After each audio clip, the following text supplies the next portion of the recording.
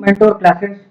आइए हिंदी की कक्षा में आज हम लिंग और वचन के बारे में देखेंगे, जो परीक्षा की दृष्टि से अत्यंत महत्वपूर्ण है। चलिए देखते हैं अपने वीडियो की शुरुआत करते हुए लिंग और वचन। लिंग क्या होता है? लिंग क्या होता है? लिंग का शाब्दिक अर्थ होता है चिन्ह। अब आप कहेंगे चिन्ह से क्या अर्थ है, तो आगे देखते हैं। शब्द के जिस रूप से वर्णित वस्तु की जाति का पता चलता है लिंग कहलाता है। और किसी भी वस्तु की जातियां क्या होती हैं? दो जातियां होती हैं। कौन कौन सी? स्त्रीलिंग और पुल्लिंग। यहां पर जातियों से अर्थ उसकी उस जाति से है जिस जाति में उसका जन्म हुआ है। तो किसी भी जीव की जातियां दो होती हैं, स्त्रीलिंग और पुल्लिंग। परंतु हमारे यहां जितनी भी निर्जीव वस्तुएं भी हैं उनको भी हम कुछ ना कुछ जाति से ही बुलाते हैं, या तो वो स्त्रीलिंग के रूप में होती हैं या पुल्लिंग के रूप में होती हैं। उदाहरण अगर हम देखें तो जैसे हम किसी पुरुष को बोलते हैं वो लड़का बहुत अच्छा है, तो ये क्या है? यहां पर जो शब्द आया है वो लड़का बहुत अच्छा है, तो इससे पुल्लिंग जाति का बोध हो रहा है। और जहां पर हम देखते हैं वो लड़की बहुत सुंदर है, तो यहां पर ये स्त्रीलिंग का बोध हो रहा है। चलिए आगे हम देखते हैं।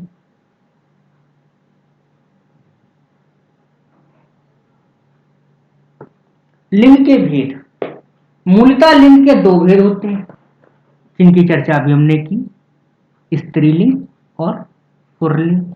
अब स्त्रीलिंग क्या होता है और पुल्लिंग क्या होता है? स्त्रीलिंग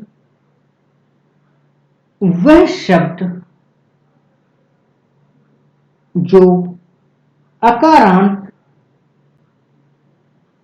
शब्दों के रूप में प्रयोग होते हैं स्त्रीलिंग कहलाते हैं। ये एक आपको साधारण भाषा में स्त्रीलिंग की परिभाषा भी है और स्त्रीलिंग के लिए ट्रिक भी है। अकारांत, अकारांत, साथ ही साथ इकारांत, ईकारांत, ये सभी शब्द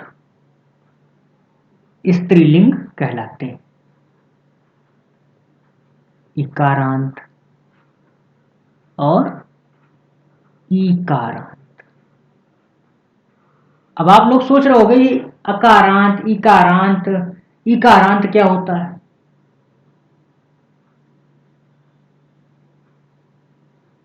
तो इसके लिए हम देखते हैं कि आ शब्द कैसे है। आ से कोई भी शब्द बनता है वो आकारांत हो जाता है। ई से उत्पत्ति इकारांत हो जाएगा। जैसे इमली, ये इकारांत हो जाएगा। इकारांत हो जाएगा रीति, तिथि, मतलब जिसमें आ की मात्रा का प्रयोग होगा वो अकारांत हो जाएगा। बिना मात्रा का प्रयोग वो अकारांत। जिसमें छोटी की मात्रा का प्रयोग इकारांत, और जिसमें बड़ी की मात्रा का प्रयोग वो इकारांत हो जाएगा। ये एक पहचान होती है आपको पहचानने के लिए। जैसे हम किसी स्त्री का नाम बुलाते हैं रमा, यहां अगर हम उदाहरण देखेंगे तो रमा, सीता, तो ये शब्द जो हमारे होते हैं इस प्रकार के वर्ण स्त्रीलिंग कहलाते हैं। पुल्लिंग, पुल्लिंग क्या होते हैं? अकारांत और आकारांत शब्द प्राय पुल्लिंग होते हैं। ये आपके लिए ट्रिक है। क्या ट्रिक है? अकारांत और आकारांत शब्द प्राय पुल्लिंग होते हैं। मतलब वे शब्द जिनमें छोटे आ की मात्रा हो या बड़े आ की मात्रा हो। अब छोटे आ की तो मात्रा होती नहीं, बड़े आ की मात्रा होती। तो जिन शब्दों में बड़े आ की मात्रा दिखे और छोटे आ की मात्रा दिखे वो सब हमारे पुल्लिंग कहलाते हैं। जैसे राम, इसमें बड़े आ की मात्रा दिखी।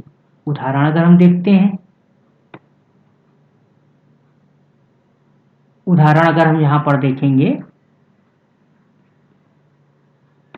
तो आ जाता है राम। राम, राम में क्या है? बड़े आ की मात्रा है, ये आकारांत हो गया। श्याम, इसी तरीके से हम देखते हैं। याम, इसमें भी देखिए ये बड़े आ की मात्रा रहती है, यानी यहां पर ये आकारांत है। ये आपकी पहचान के लिए कि आप स्त्रीलिंग और पुल्लिंग पहचानेंगे कैसे। तो ये तो एक ट्रिक है जब एग्जाम में आपको कंफ्यूजन होने लगता है कि कैसे क्या पहचाने। मगर एक इसका सबसे आसान तरीका भी है। वो क्या है? आप उच्चारण करिए।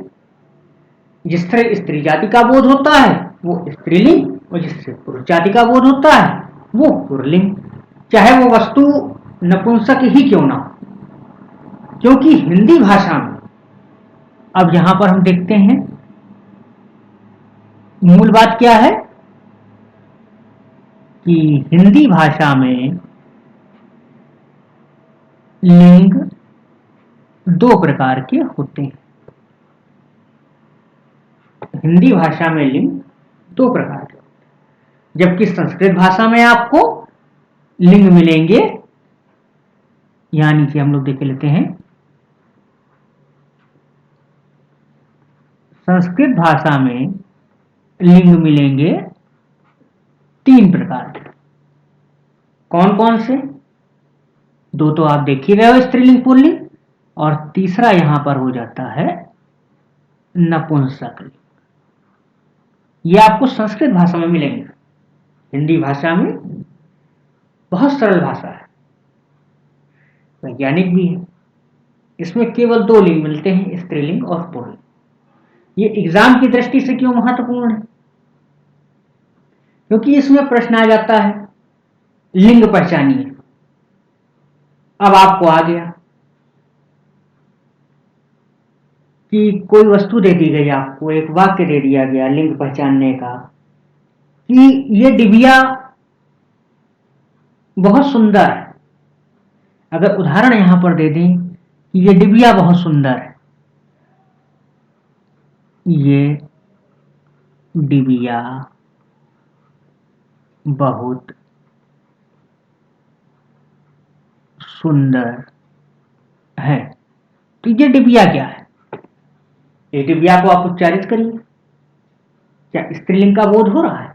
डिबिया मीन्स छोटी सी डिब्बी, जिसको हम लोग बोलते हैं सामान रखने वाली एक बॉक्स, छोटा सा, वो डिबिया कहलाती है।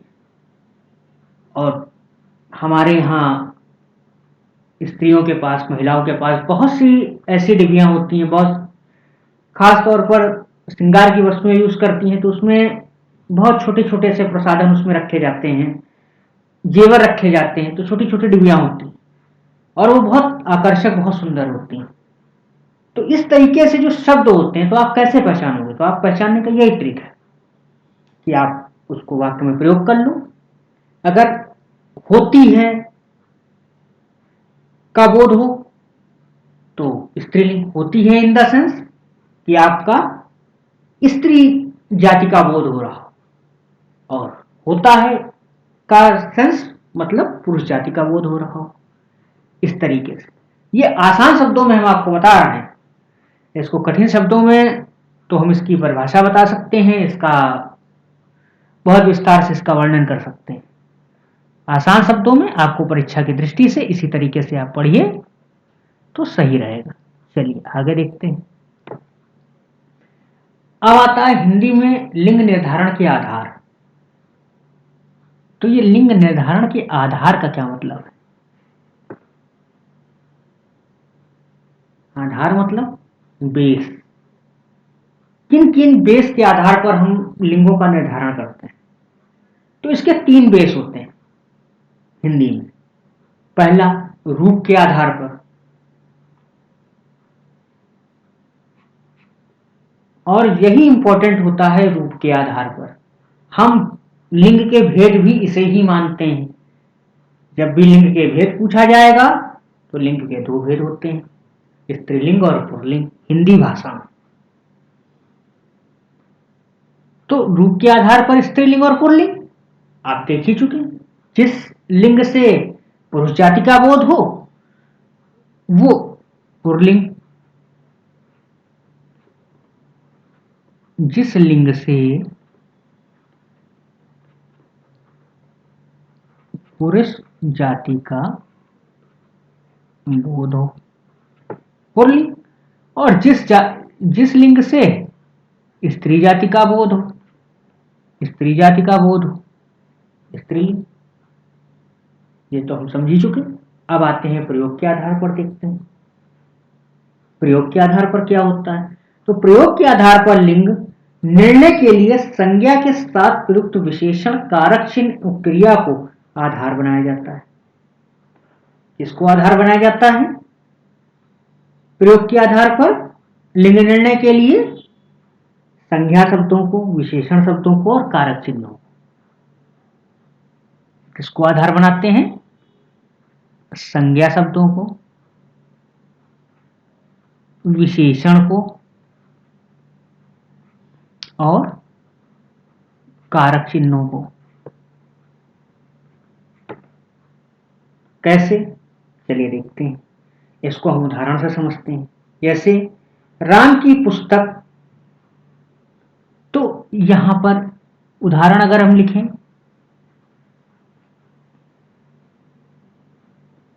राम की पुस्तक,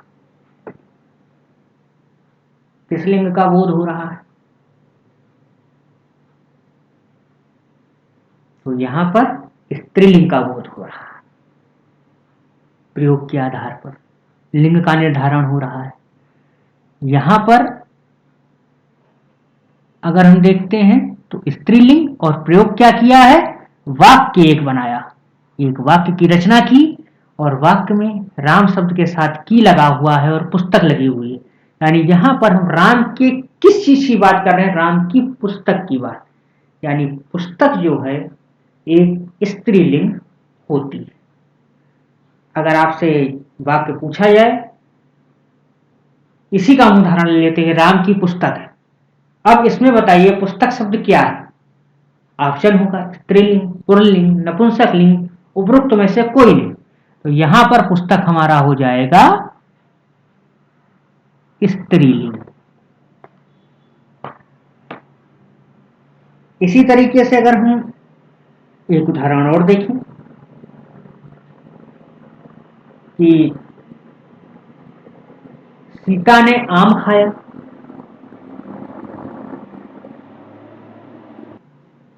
यहीं पर हम एक उदाहरण और देखते हैं। क्या उदाहरण देखते हैं? कि सीता ने आम खाया, सीता ने आम खाया। सीता क्या है? स्त्रीलिंग है। ने क्या खाया? आम खाया। अब यहां पर अगर आपसे पूछा जाए आम शब्द क्या है, सीता तो आप देख के बता देंगे ये स्त्रीलिंग है। आपसे पूछा जाए आम शब्द क्या है, अब हम यहां पर प्रयोग वाक्य में किए हैं। क्या किए? कि सीता ने आम खाया। तो आम के लिए क्या वर्ड आया? स्त्रीलिंग आया, पुल्लिंग आया, सॉरी, यहां पर आम के लिए पुल्लिंग आया, आम खाया। और सीता के लिए स्त्रीलिंग। अगर आपसे वाक्य प्रश्न में सीता के बारे में पूछेगा तो स्त्रीलिंग, और आम के बारे में पूछेगा तो पुल्लिंग। आपने प्रयोग के आधार पर देख लिया। अब चलिए अर्थ के आधार पर देखते हैं। कुछ शब्द अर्थ की दृष्टि से समान होते हुए भी लिंग की दृष्टि से भिन्न होते हैं। मतलब यहां पर हम देखेंगे अर्थ तो समान होता है, पर इनका लिंग भिन्न होता है। कैसे? देखते हैं। जैसे अगर हम यहां बात करते हैं वाक्य प्रयोग की, तो आपकी क्या शब्द बोला? बोला कि कुछ शब्द अर्थ की दृष्टि से समान होते हुए भी लिंग की दृष्टि से भिन्न होते हैं, उनका उचित एवं सम्यक प्रयोग करना चाहिए। कैसे करना चाहिए? उदाहरण देखते हैं। आपकी महान कृपा होगी।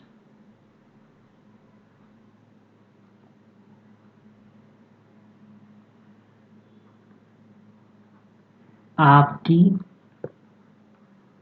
महान कृपा होगी। ये वाक्य शुद्ध है या अशुद्ध है? यहां पर यह वाक्य अशुद्ध है, क्योंकि महान नहीं होता। क्या होता है? महती कृपा। आपकी महती कृपा होगी।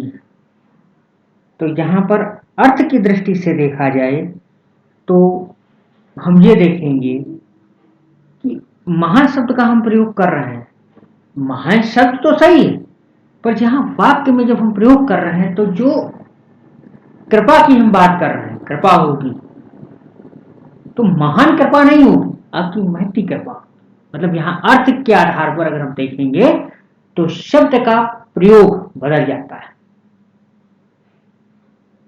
इसी प्रकार अगर हम देखते हैं कि किसी महिला के बारे में अगर हम देखेंगे तो हम लेते हैं रमा एक विद्वान लेखिका है। रमा एक विद्वान लेखिका है, या रमा एक विदुषी लेखिका है। कौन सा वाक्य सही? तो इसमें आपका शब्द विदुषी सही। क्यों सही? क्योंकि विद्वान शब्द हमेशा पुरुषों के लिए आता है। यानी जब हम पुल्लिंग का बोध कराएंगे तब हम वहां पर लिखेंगे। जैसे तुलसीदास एक महान विद्वान थे। वही देखिए, दोनों शब्द आ गए, महान और विद्वान। महान पुरुष के लिए, यहां पर कृपा स्त्रीलिंग की बात हो रही थी तो महती कृपा होगी। वहां पर पुरुष की बात हो रही, पुरुष के लिए महान शब्द आया, और यहां पर स्त्रीलिंग के लिए क्या आया? विदुषी आया। विद्वान नहीं आएगा। महान विद्वान थे, विद्वान थे। इस टाइप के शब्दों का जब हम प्रयोग करते हैं तो हम उनका अर्थ देखते हैं कि स्त्री जाति में क्या अर्थ निकल रहा है और पुरुष जाति में क्या अर्थ निकल रहा है, तो उसके अनुसार हम शब्दों को बदल देते हैं। स्त्री के अनुसार शब्द प्रयोग करते हैं और वहां पुरुष के आधार पर शब्द प्रयोग करते हैं। ये आपको इसलिए इतना विस्तार से यहां हमने समझाया कि परीक्षा में ऐसे ही क्वेश्चन आते हैं कि रमा एक विद्वान लेखिका है। आपने क्या कहा? ठीक है, विद्वान तो होता ही है व्यक्ति।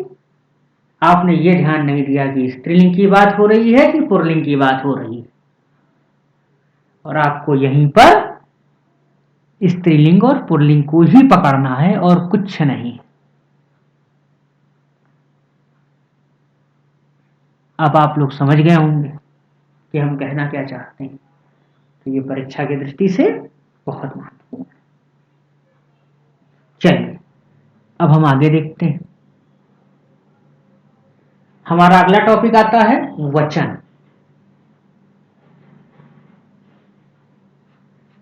वचन, वचन क्या होता है? एक तो वचन हमारा होता है वचन। अब देखिए ये अनेकार्थी में भी आ जाता है, एक शब्द के अनेक अर्थ। एक तो वचन होता है हमारा वचन, जिसको हम किसी को देते हैं, कहते हैं कि हमने तुमको वचन दिया, तो मतलब एक प्रतिज्ञा ली। एक तो शब्द यहां वचन का अर्थ किया आता है, और दूसरा अर्थ क्या आता है वचन का, कि वचन का अभिप्राय यहां पर हम संख्या से लेते हैं। जब हम किसी वस्तु की संख्या के बारे में चर्चा करते हैं तब वो वचन कहलाता है। विकारी शब्दों के जिस रूप से उनकी संख्या का बोध होता है उसे वचन कहते हैं। यह है वचन की परिभाषा। वचन कितने प्रकार के होते हैं देखते हैं। वचन मुख्यतः दो प्रकार के होते हैं, एक वचन और बहुवचन। एक वचन शब्द के जिस रूप से एक वस्तु का बोध होता है वो एक वचन कहलाता है। इंग्लिश में इन्हें ही हम SINGULAR मीन्स सिंगुलर बोलते हैं। सिंगुलर और प्लूरल, बहुवचन को प्लूरल और एक वचन को सिंगुलर। हिंदी में एक वचन बहुवचन बोले जाते हैं। एक वचन कैसे हुआ, शब्द के जिस रूप से एक वस्तु या पदार्थ का बोध होता है। एग्जाम्पल हम इसका अगर देखें, बालक,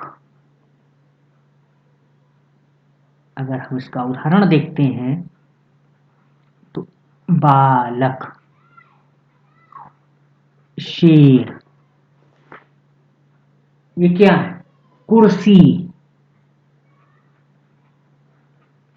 कुर्सी, ये क्या है, एक वचन। और बहुवचन क्या है, बहुत से एक शब्द, शब्द के जिस रूप से एक से अधिक का बोध, यानी एक शब्द है उससे एक से अधिक का बोध करा रहा है।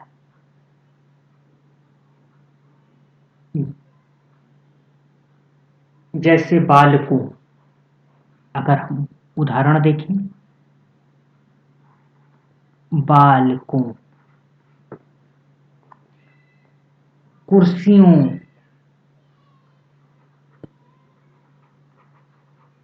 कुर्सियों।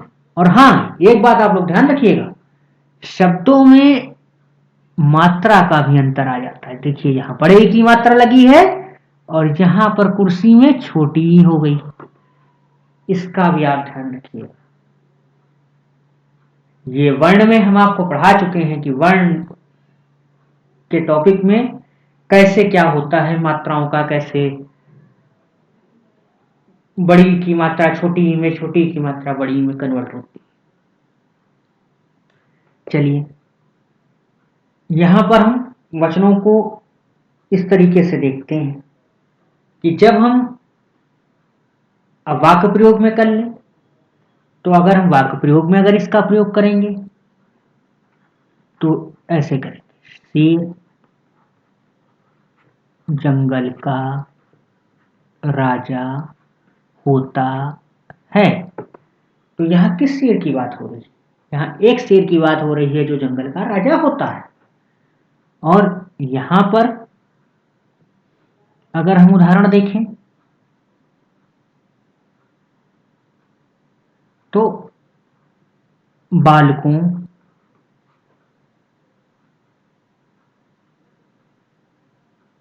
शोर मत करो। हम लोग अक्सर देखा होगा क्लास में शिक्षक आते हैं और यही बालकों से कहते हैं, अरे भाई बालकों शोर मत करो, बगल में क्लास चल रही है। इस तरीके से बोलते हैं।